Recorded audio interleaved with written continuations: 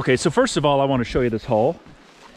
And I want to show you how small it is in comparison to anything precious and holy.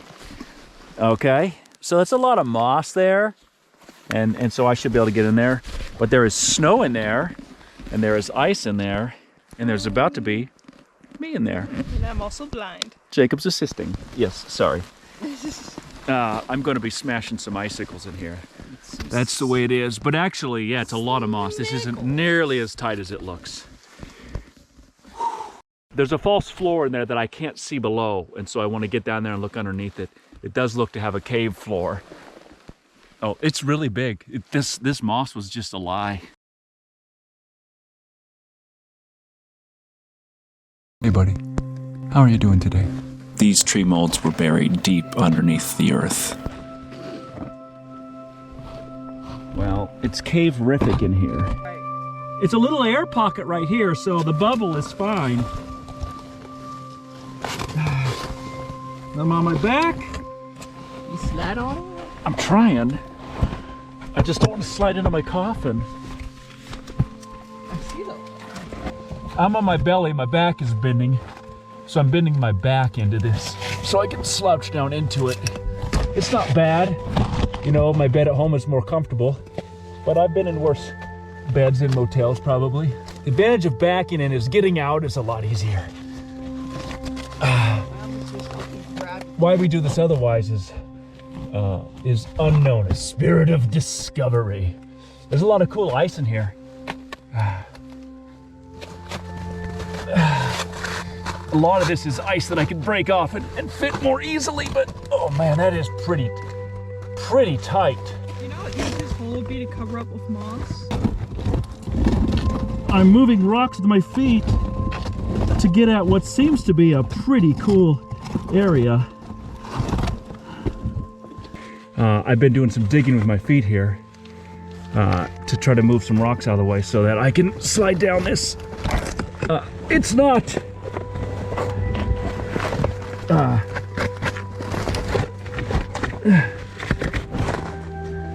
it's unpleasant, I guess. Wow, under the floor. I should have made him give me my rock hammer. That's okay. We don't need a rock hammer. What I need is... So a lot of times there's caves like this, and they're not necessarily going to be the best thing ever, but they're just too easy to pass over. So people pass over them, and we're trying to sit down on these a little bit better and actually take a little bit of a better point of view and actually go in the cave and look around a bit, see if there's anything interesting. This cave has some interesting features, but it's all rocks in here, so I'm moving rocks out. And I'm trying not to move them back into my way. I don't want rocks to be in my way. I just can't turn around in any way, shape, or form. If I could turn around, I could, you know, get some pictures of this stuff. But I can only back into it. This thing is a monster, though. It's an absolute beast. But you know who's a bigger monster? I'm a bigger monster. That too. Okay. Well, again, I don't want this to fall on me. I mean, obviously, but, you know, these are risks. Risk aversion. So I heard it called this. This is not risk aversion. Risk management. This is risk optimization. We're using risk to make ourselves much more capable and much tougher in life. We are super tough and super capable of many challenges because we have optimized risk to our own advantage. And now we're very, very good at certain kinds of risk. That doesn't make it safe. It just means everything else we do in life is much more safe. Yeah, it's easier. So I heard it called, Jacob, risk optimization rather than risk aversion or risk management. I I can just about, I've just about cleared space where I can like turn around a little bit in here. There you go. This is what I'm trying to get down. This passage has,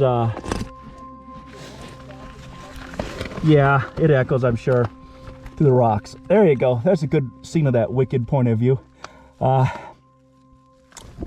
about 2 feet high. I could crawl that out, but it's just very, very, very troubling. So I gotta dump myself in here, and then you're my only light, so turn around and grab that. This is pretty tight now that I'm in here, and that's okay. It's not too tight, but it is requiring some flexibility and now some patience. I'm gonna dump myself off the edge, and as you can see, I basically made it in here. But it's not the space, it's these lava rocks are so sharp that you can't just move your body across them, or you'll get, well, you can't move, and then if you do, it will cut you. One of the reasons we dig out and crawl small caves like this is that we may set our eyes upon wonderful artistic tree casts such as this, which no human eyes have ever been set upon, nor will ever be again. So here I am, and I'm under here pretty tight. The exit's behind me, but we do this, man. We do this every day. I'm gonna get out of this cave. E-I-E-I-O.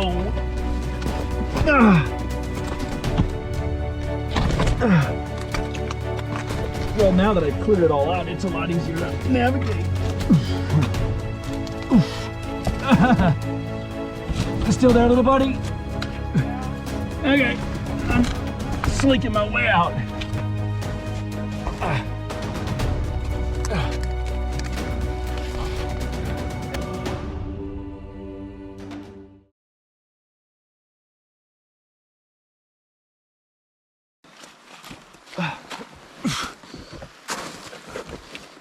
It's far enough.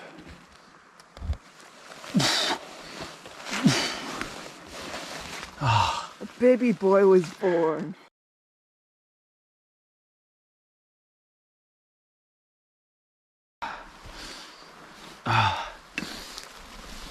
It goes that way. It is supremely rough in there. Does it open up at all or no?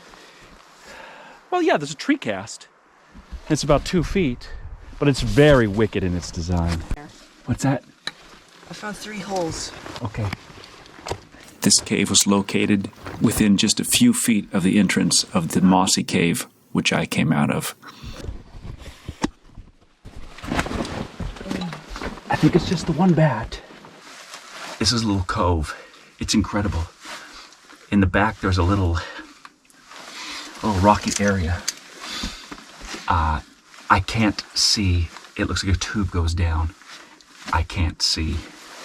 I have a couple tools. Jacob, you can look at my tools here that I brought with me. That should work quite quickly. I'm just gonna knock up a couple chunks so that I can look in there. We're being quiet because there's a little bat in here. We don't want to wake up. He's a late sleeper, like Jacob. And there's a little bat. Jacob and I had spent the morning combing the lava landscape, looking for small holes, tree casts, and possible cave openings that we could squeeze through. Normally we wouldn't do this, but these are not delicate formations. So it should be, it's not going to hurt anybody. I just can't get through without, they're pretty hard. Even just doing this, Jacob, makes it a lot easier to get through. Notice how the lava rock is pulverized into a dust. We probably should have wore masks here, as I could feel the dust in my eyes like concrete for the next couple of days.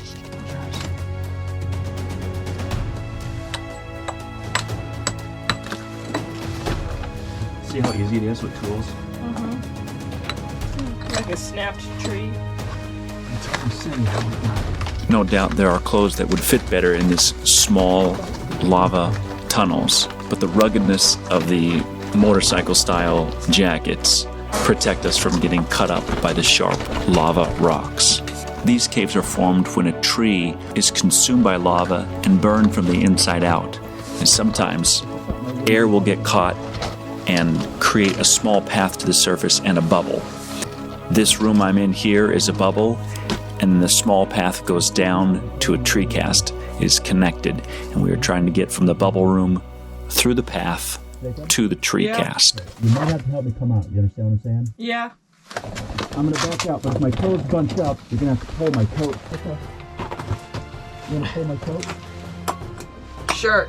I'm on my left side belly. Right here? The coat. Pull it. Oh, this. Yep. Keep pulling as you go. Don't pull harder. Really good. Good. Good job. More. Don't pull harder. You're not getting any effort. Okay, now go underneath my belly more and get more of the coat. I can't. My wrist is injured. I can try with my other. Good. Good. Now my back, please.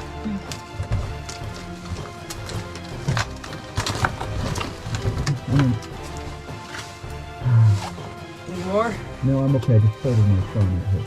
Oh.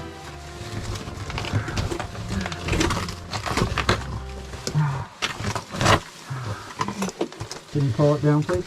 Yep. That freaking hurt.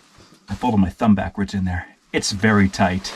I can neither confirm nor deny the existence of further passage. There's a tube that goes down and then it goes flat, and it's so hard to get my body over this that it just grabs a lot, that's all. Very grabby right through here. Jacob, what's your interest? I bet it's breathing pretty hard. Why don't you stick your head in there just to look? Okay. It's pretty cool looking. Ooh, guano. As all too often is the You have case, to lay flat. when Caveman can't fit, Jacob can. You won't be able to see how far it goes till you get all the way in. I understand. And I'll be able to pull your coat out. You're still not in there. You're not committed to it. Now you're committed. Now he's committed. I'm in here in this tiny little hole, and we're gonna see if this passage goes any farther without waking up our little bat friend behind us. But gosh, that's kind of blurring me out there. That's kind of good. Today, Jacob was working with a scraped up arm and hand from an accident he had recently had. This guy here. What a champ. Thank you for the screenshot. See how Jacob uses his feet for leverage? Pop it against the ceiling again for a shot. So he can put his feet against the ceiling, and then he can push it, and then he can leverage his body between his feet and his knees. Okay, so here's the deal. There's a tree cast, another one in the floor. Yes, I saw that. You could break your way into it pretty easily. Now we got to work on getting Jacob out of here. Okay. We're good. Remember, we don't ask you to like, subscribe, or comment on our videos. We certainly appreciate it, and we read almost every comment and try to respond to good questions. We want you to do whatever you want. We do whatever we want. We have a great time. We want to encourage you to go outside, get some fresh air, make some friends, find some friends, or just enjoy life in any capacity you can. Is a rock touching it? Like rock area. Uh-huh. To watch more of our caving videos, we continue to post a lot more on the second channel. Otherwise, thank you for watching. Go outside, find some fresh air. Let's get out of here. We'll look at that.